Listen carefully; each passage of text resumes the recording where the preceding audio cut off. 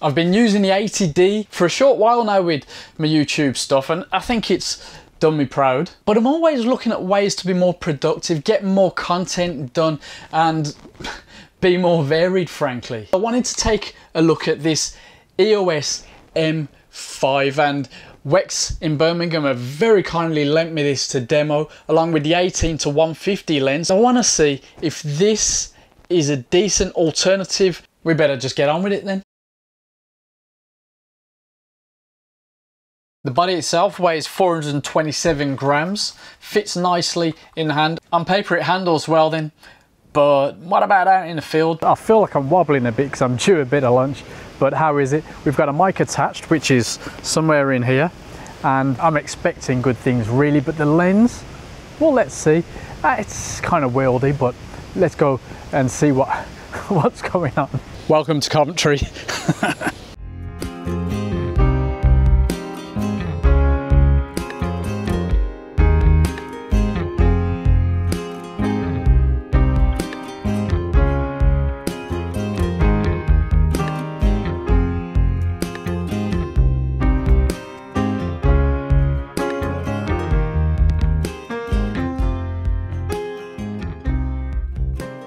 Now I appreciate that was kind of grim, so let's go find something a bit more cheery. Do like the layout there. We've got this nice ring here with a lock button there. I'm using manual for video stuff and more or less all the time aperture priority with this camera anyway for stills, especially what you see in this video, which is all just straight out of the camera stuff. We didn't dig into the raws. It's fantastic.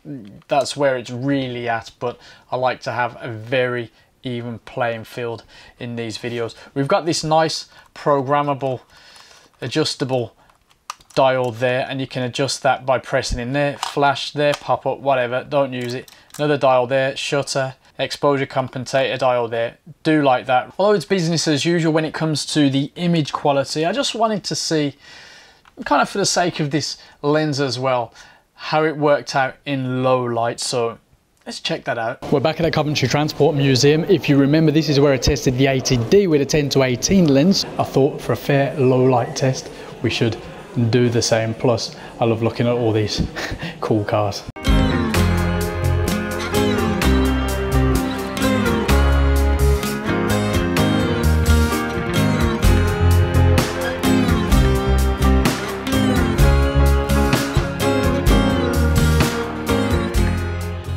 I was out for a low light testing, and yeah, I said things were going to get a bit cheerier, but come on, this is history of Coventry right here.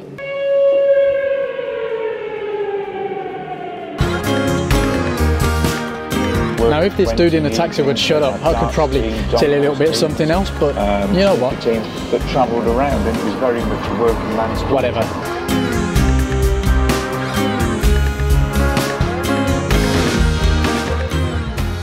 I'm not going to make a comment here, but check it out. That's going back. And here's one from when they previously won a game. I'm only kidding.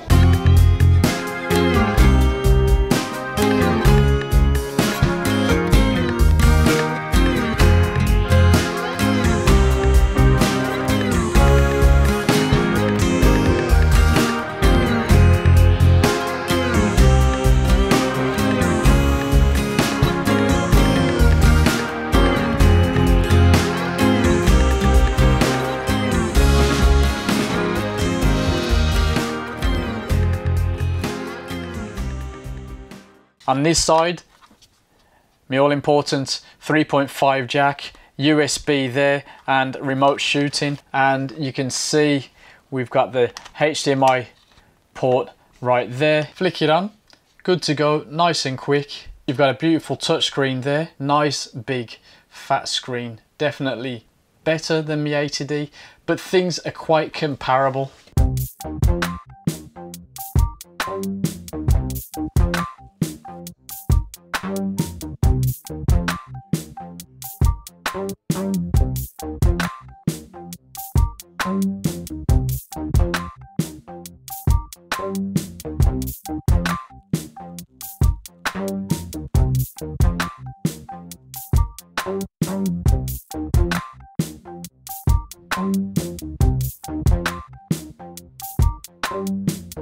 I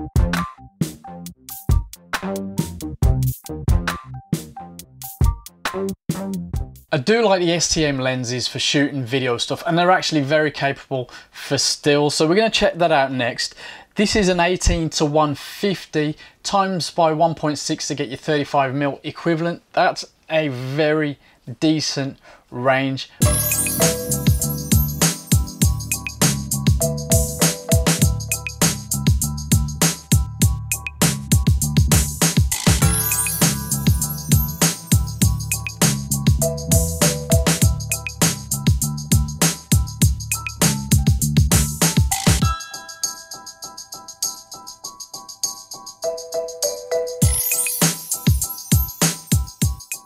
That's enough for that. Time to go home, tired, and I've killed the battery. Even I don't have USB charging, let alone this camera. It handles beautifully. I think it looks okay too. It looks quite nice. It looks kind of cool with that sort of, not quite graphite, but lighter shade above the black, and the grip feels nice in the hand.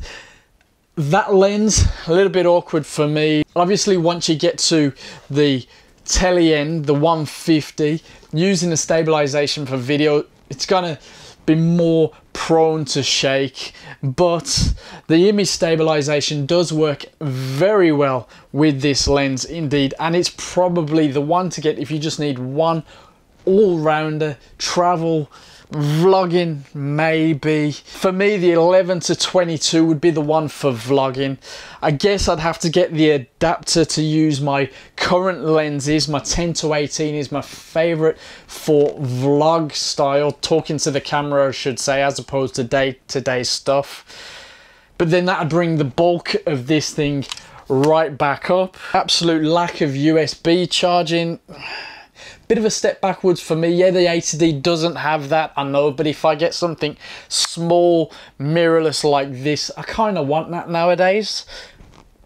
But you can get battery chargers to do that on the go. Not a huge deal, but as I only had one battery, got kind of stuck.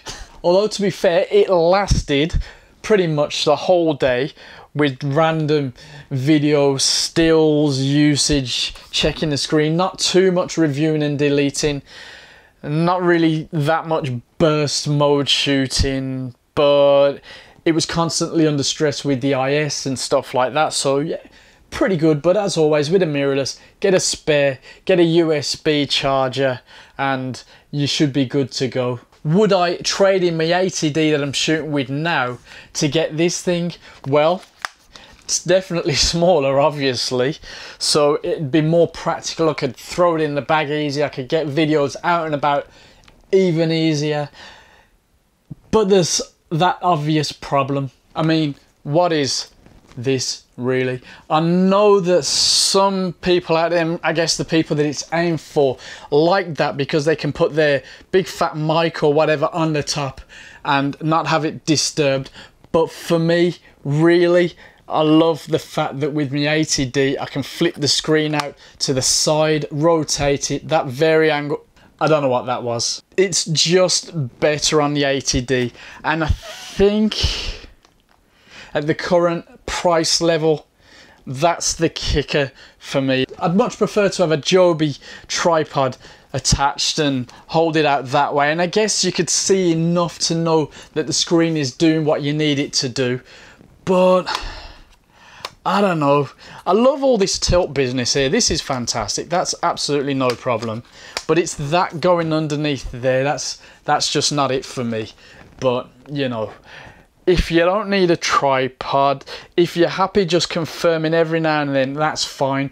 But with my 80D, for example, when I'm shooting tabletop down sort of stuff, I like the fact that I can see the screen and see what's going on, especially when I'm really cropped in to the subject close, when I'm shooting the cameras, for example. Having said that, if that flip down screen is not a problem for you, this camera performs beautifully. The images are real nice, what you'd expect from Canon. The video is good. It's not really stepping up, but it's very, very usable, especially if you're YouTube or holiday or whatever sort of video user.